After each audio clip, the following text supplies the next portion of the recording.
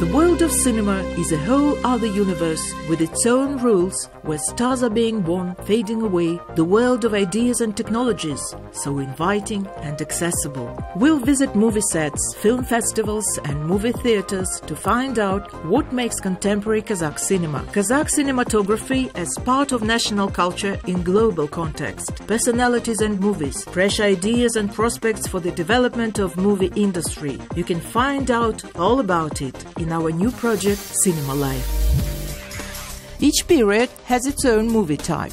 People come to the cinema to watch newest product, to relax and be entertained. However, there's a category of viewers who prefer the good old films. So it happens that often the new are just well-forgotten oldies.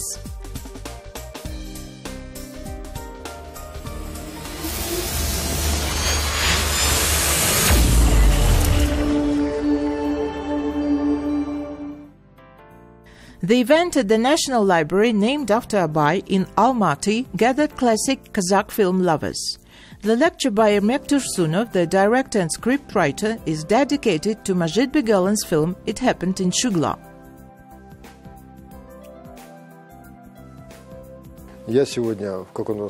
I am very excited today, surprised too. Usually we screen international film classics.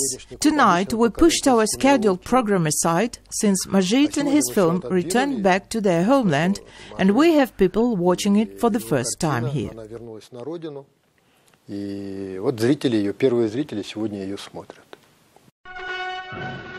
Majid Begalin's film It Happened in Shugle was released in 1955. It was a limited release. This film was the first work of the master of Kazakh cinema, created after his graduation from the All-Union State Institute of Cinematography, VGIK, in Moscow. The film had a rather dramatic fate. It was put on the shelf and condemned to oblivion. After 60 years, the film was found by Evgeny Lumpov. He began researching the work of Majid Begalin and was surprised to find out that there were no his first films in Kazakhstan. To get more information, Evgeny addressed the National Film Fund of Russia. I made a very simple request. I'm an amateur film historian, I studied the work of such and such director, and I would like to know if you've got 2 such films in your archive. And they responded, yes, we have 1 film. It happened in Shugle. The generation of Majid Begalin lived during the most brutal war of the 20th century. He had lost his arm in the battle. Returning from the front, he was enrolled in VGIK. During the war, the All-Union Higher Film School was evacuated to Almaty. He was a student of a famous director, Sergei Gerasimov. The war left deep mark in Majid Begalin's heart. He wrote, "The Great Patriotic War was not only a time of terrible calamity for our people. It was also a time of unmatched heroism, unprecedented feats that saved the world from the fascism plague. I think that any director who makes a decision to develop this topic through means of cinema should do it only when his soul cannot keep quiet any longer." He seemed to have followed this principle in his own work. Moscow Behind Us, Song of Manshuk. These are the best Kazakh films about the war of the 20th century, both of them created by a mature, experienced director, Majid Begalin.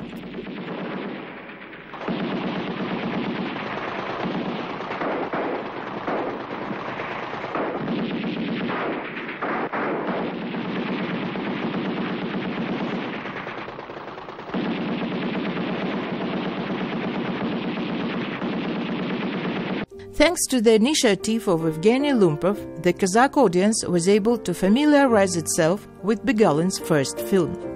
I initiated the project, the repatriation of the film, during which I was selling books with my poetry to people, shortly explaining to them that these funds will be used to digitize this film. In fact, many people were ready to support the project. I wasn't expecting it, really. Probably this was due to magnetism of Begalin, which many of those who knew him had experienced. He knew how to attract people, and it continues to this day. The patriarch of Kazakh film industry, people's artist of the USSR and the Republic of Kazakhstan, Asanaly Ashimov, knew Majid Begalin very well. He remembers the warmth with which this film director treated young actors. One of the major roles in the movie It Happened in Shugle was played by famous Kazakh singer and actress Bibigul Akhmetovna Tulugenova. She was in her early 20s, a student of conservatory. Nevertheless, she was already sharing the spotlight with Kazakh celebrities of that era: Kerenbay Kozhabekov, Idris Nogaybayev and Sergei Kozhemkulov. There were not any serious conflicts there except our relationship with Kenen. Back then he was running around, he was very active, he was pretty good on horseback, while I rode the bicycle, since I worked in the radio booth. I was voicing announcements on the radio. The most beautiful period of Alma-Ata and the most beautiful people of the city were captured in this film.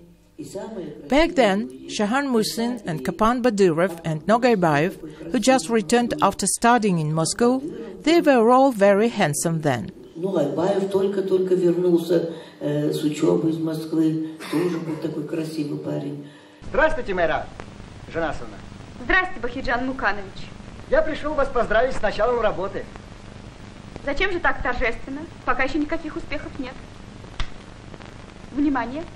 Говорит радиоузел колхоза Шугла. There is a kind of free spirit in this film that slips through all this layer of socialist realism, through all these pretty stereotyped themes. It is expressed in main character, in behavior of characters, in the way the picture is framed, even in directors' choices in presenting the protagonist. Some people might have seen it as an excess of artistic freedom.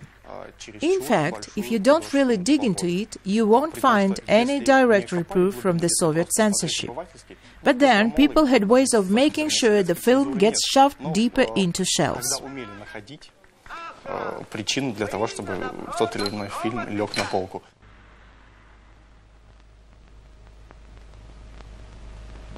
В целях обеспечения дальнейшего роста продуктивности животноводства колхозы и совхозы области ведут работу по заготовке кормов. В текущем году будет мне сказали, что радиоузел в Шугле не работает, значительно больше, чем в прошлом году. В настоящее время завершается скирдование соломы и развернуты работы по уборке и филосованию кукурузы. Бахиджан, ты с ума сошел? Стой! Бахиджан! Ты не сердишься на меня? За что? Тогда помнишь, я сказала Тельгаре, а ты обиделась за дядю. Не будем вспоминать. Лучше подумаем о будущем. Мама сказала, свадьбу можно устроить через месяц. Через месяц? Нет, лучше через неделю, даже в эту субботу. Ты согласна? Как хочешь. Majid Begalin had demonstrated his own style in his first film. The subtle lyricism, a tremendous sense of taste and a delicate attitude to music, to poetry, to words. His talent was fully realized in the film Footsteps Go Beyond the Horizon. This film is about the simple life of shepherd's family, their moral foundations and problems. It is different from everything that the director had created earlier. 5 heroes and eternal problems of life. How does one preserve his senses, how not to break under difficult life conditions, to remain humane no matter what. The film is almost silent. The heroes communicate through their eyes, gestures and movements. Critics found that Begalin's aesthetics is echoing Kaneta Shindo's The Naked Island. Critics also compared this film to Robert Flaherty's famous non-fiction ethnographic film Nanook of the North. Begalin managed to display and depict the philosophical meaning of the unity of man and nature through unhurried plasticity of heroes, the monotony of their actions.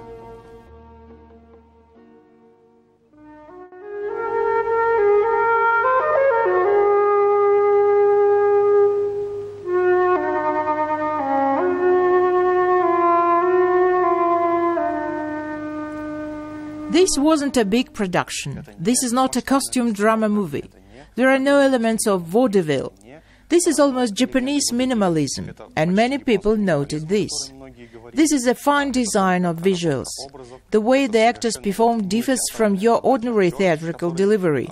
The dialogues are minimalistic. The actors manage to express the whole range of emotions, the whole range of feelings, deliver all subtle nuances planted by the director. It's work with the image, with the composition, with the light, even with colors, which in fact are not even present in the film. The film is black and white, but somehow you can sense the colors. The artistic career of Majid Begalin, who managed to preserve national spirit while being a director during the times of Soviet censorship, became the main research topic of Evgeny Lumpov, a poet and graduate of the Kazakh National Academy of Arts named after Zhurgenov. He believes that Majid Begalin deserves his place among iconic figures of the national and international film history. He loved reading. This shows in every film he made. Sometimes it's very subtle, delicate, and sometimes it's practically a direct quotation of poetry, references to certain classical works. Not just Kazakh, but also world literature. This places his works into the worldwide artistic context. Not self-contained and yet original, connected to our culture, our country. His works exist in the space of the world's artistic context. Despite the political bias of the Soviet period art, the films of the era made a significant contribution to the universal culture of the 20th century. 6 feature films directed by Majid Begalin definitely deserve their place among them. He's one of the few filmmakers who, through his films, was able to address people's problems, talk about its tragic past and describe the present, which was no less tragic. He's a kind of person with not only rich professional background, but also a great life experience. I think it's very indicative that we failed to preserve these great treasures these people had left for us. The fact that we and younger people collect and restore such things is a big deal.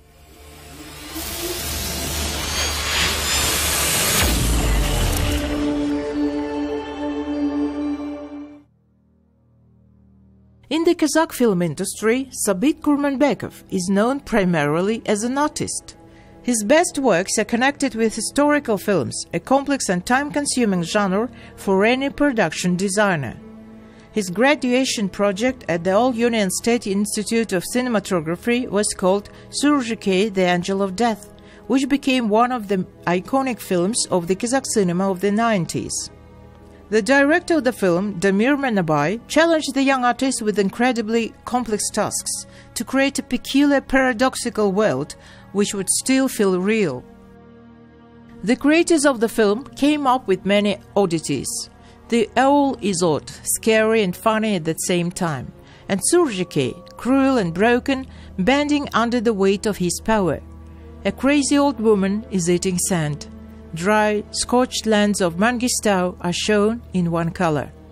Monochrome steppe is contrasted by a riot of colors inside the ute and in costumes. There is a distinct rhythm of the desert, slow movements of heroes, long shots, and if time had stopped. That was when I first encountered the challenges of being a production designer. Everything needed to be carefully crafted, from ute to chair legs. I was running all over the place, I was young. It was my initiation to historical film genre.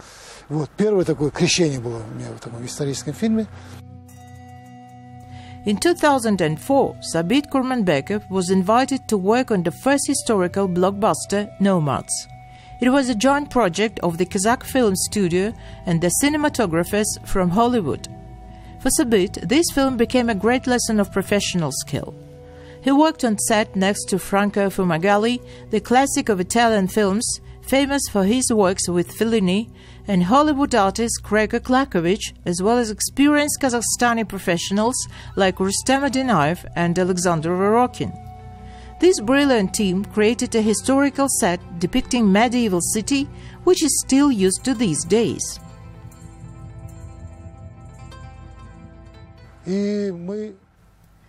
And we enjoyed this large complex of reproduction of historical facts, the historical world and space. The set constructed in Kapchagay was meant to serve a year and a half, after which it had to be demolished. But it stands there for 15 years already. 15 years. So many projects have been shot there. I'm very happy and proud that I was somehow involved in this project. Я рад, что я горжусь, что я имел к этому отношение, что я участвовал в этом проекте. Every artist has his own path in the industry. It happened so that Sabit Kurmanbekov began making films himself. His directorial works came one after another: The Turmoil, Sake, Late Love. И потом мне больше, наверное, повлияло это. I was very much influenced by Solovyov's studio. We would gather in his workshop 3 times a week. This introduction into directing, as we say now, without being pushed through, we learned from directors, creating images, sketches, scenes, productions together with professionals. All of this was guiding us into directing. Вместе создавали образы, этюды, сцены, постановки. You could feel the eye of an artist in every film he directs. Sabit makes sketches and storyboards for each film himself, draws the whole picture. Sometimes certain sketches inspire new ideas. That's what happened with the film Oralman. The film is about a Kazakh family which left their homeland during the famine of the 1930s and after decades returned to their native lands from Afghanistan. Old Bazarbai has 2 children who are adults. The daughter married an Afghan man. Son Saparkul was involved with the Mujahid. After Bazarbai receives the long-awaited quota for resettlement in Kazakhstan, the family begins preparations for a long road. The returnees have a long, dangerous and difficult journey from the mountain village of the country devastated by constant war. Finally, the old man's dream came true. At last, he is in his homeland. Son, is this Kazakh land? Yes, grandfather, this is the land of Kazakhs.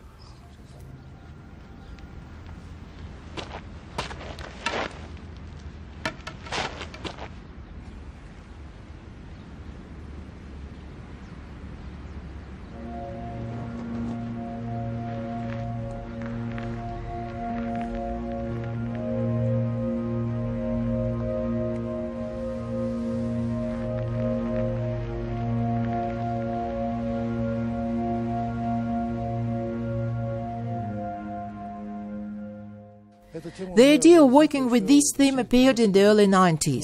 Not as a movie, though. I wanted to create sketches about my compatriots returning to their historical homeland. The filming took several years. The topic was negotiated first, then there were difficulties with funding. Choosing locations was not easy as well. The film crew was not admitted into Afghanistan. It wasn't considered safe. And in Kazakhstan, there were no suitable places for filming the Afghan village. Sabit invited Mars Sumarov from Kyrgyzstan to be the director of photography. He worked on many films based on the works of the writer Chingiz Aytmatov. Together they created the image of hostile and cold homeland of the protagonist. Since the beginning of the 1990s, about 1 million Kazakhs have returned to Kazakhstan. They received the status of Oralman, repatriates.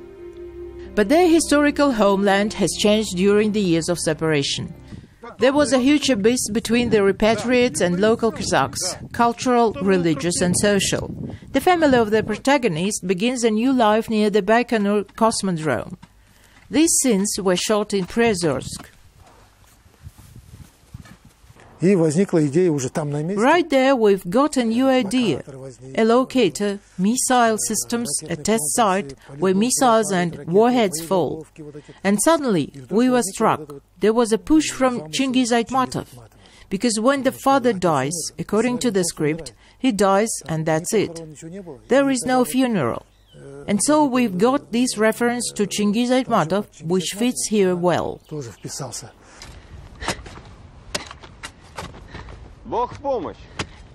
God help you. Whom are you burying? Why aren't you saying anything? I'm asking you, who is it you are burying? I see. There's a sign up there, see, written in Russian. Do not enter the premises. What? You can't read? Do you have any documents?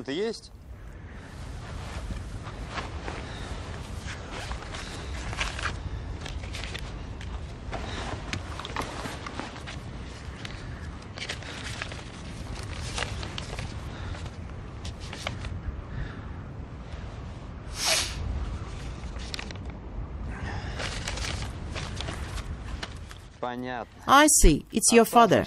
Well, my condolences. But you need to understand these. Rules are rules. You are trespassing. Come on, get out.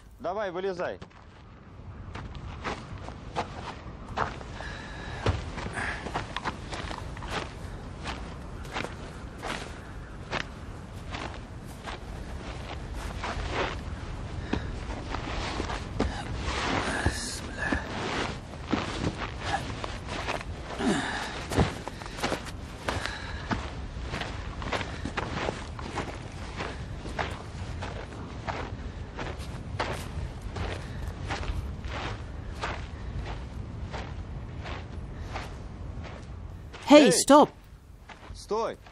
The son can't bury his father, and so he had to cross through the barbed wire and get into someone else's territory. And the scene with the soldier giving him a hand, it was written and shot on the go. To play the role of Saparkul, Sabit Kurmanbekov invited Joly Molda, the actor of film and theatre. It was a good choice. The actor was able to create a deep, psychologically accurate and authentic portrayal of the hero.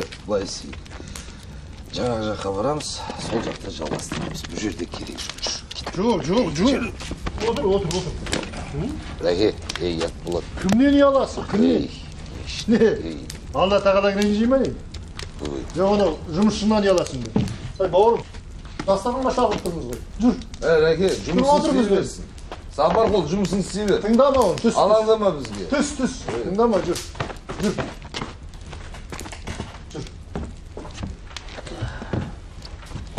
Міне.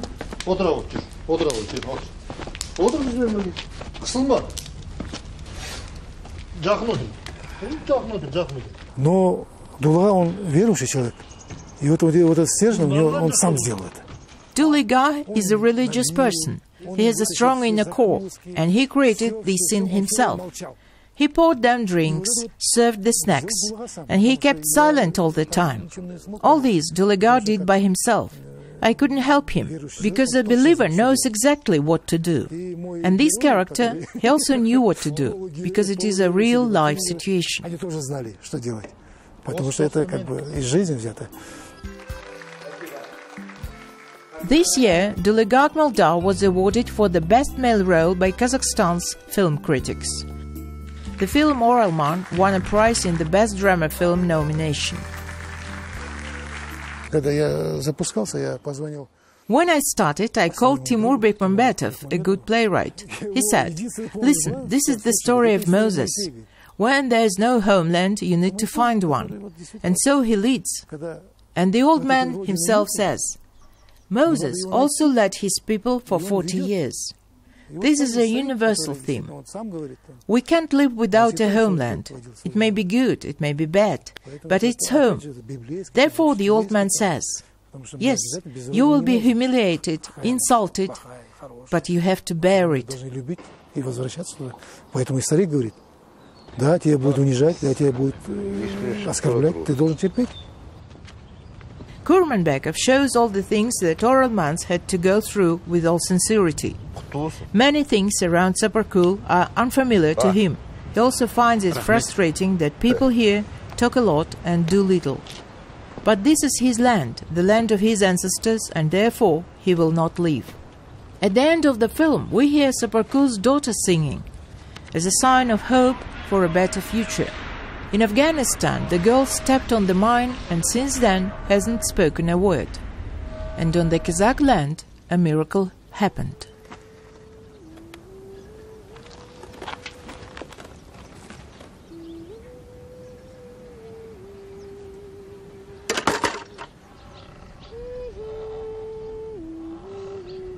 The Oralman received many awards at international film festivals in Iran, Germany and Tatarstan. It was awarded the Grand Prix of the 13th Eurasia International Film Festival. The theme of the challenges of returning to the homeland proved to be relatable to viewers from different countries.